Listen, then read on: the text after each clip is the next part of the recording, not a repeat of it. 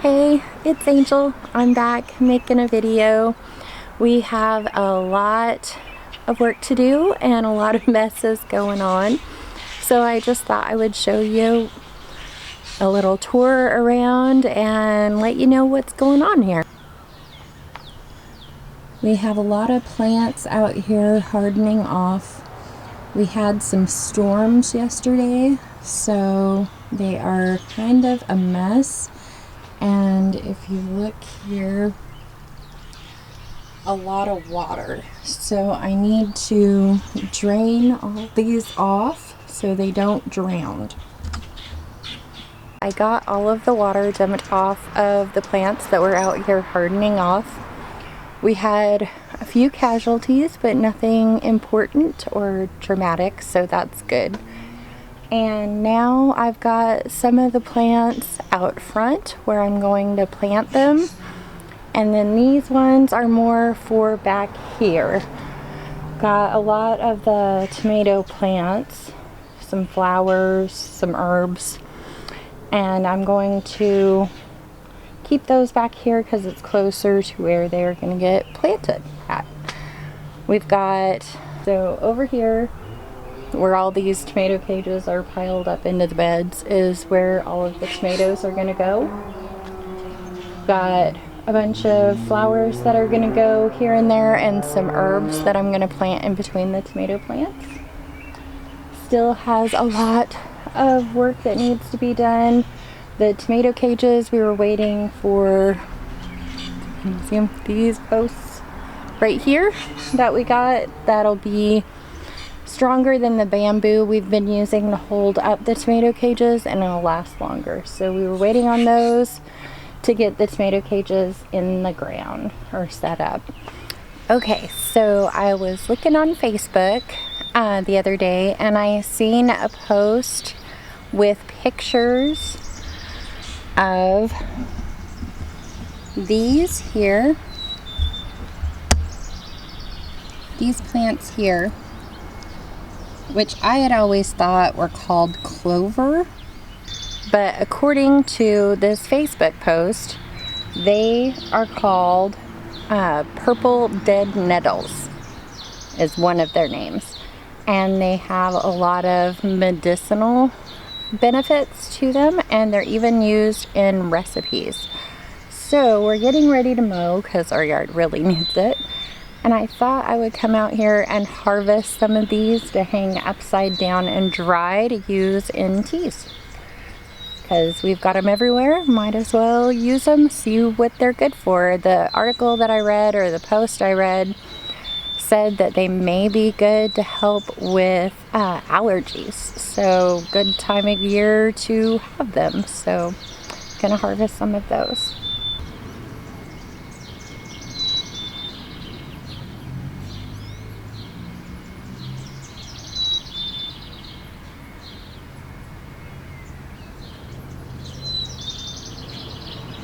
Okay, so I got a good bunch of these. I'm gonna put inside so I can clean up later and dehydrate and see what I can do with them.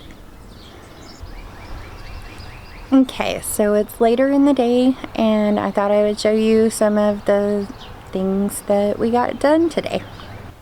I divided up the tomatoes a little bit. Over here I have our bigger tomato plants that'll produce the larger fruits. Over here, I have a lot of the cherry tomatoes, just so I kind of know them separated between each other. There's a lot of basil, nasturtiums, different flowers and stuff here. And then over here at the end are the casualties. It was mostly petunias and basil, which we have a lot of, so nothing tragic. We have these plants here left to plant, and I planted some of the shamrock plant in this round bowl. It had mint in it last year, and I guess it got too cold for the mint to survive in a container. So I replaced it with the shamrocks. This bed here, we had this lettucey stuff. I can't remember what it's called, but it comes back every year. The sage and the thyme, and then these few little strawberry plants here. Now the plants we planted were waterlogged, so they were not very happy, and it'll probably take a while to perk up if they're gonna perk up. But we planted some petunias here,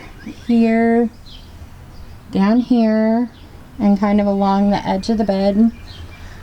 Some more chives around this pre-existing chive here. So there's a few little ones around it. This basil, another basil.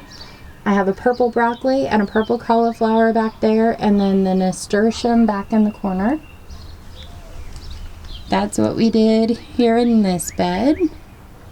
Over here in this bed, all around the edge here, we planted a petunia, then a thyme plant, then a petunia, then a thyme plant, all the way around. The petunias, I believe, are annuals, so they won't be coming back next year. The thyme is a perennial, so it should come back and fill out next year. We've got a basil, couple basil plants back there, dark opal basil. I put some lemon balm back there, and then a couple of sage. This bed here, we have the hibiscus in the back corners, and then some strawberry plants that came back. Here are some daffodils that the flowers have died back and the greenage is still there. Planted a sage, but really didn't get much else done here in this bed. Here in this bed, I've got some radishes that I planted a while back that you can see are starting to grow. And this is baby bok choy.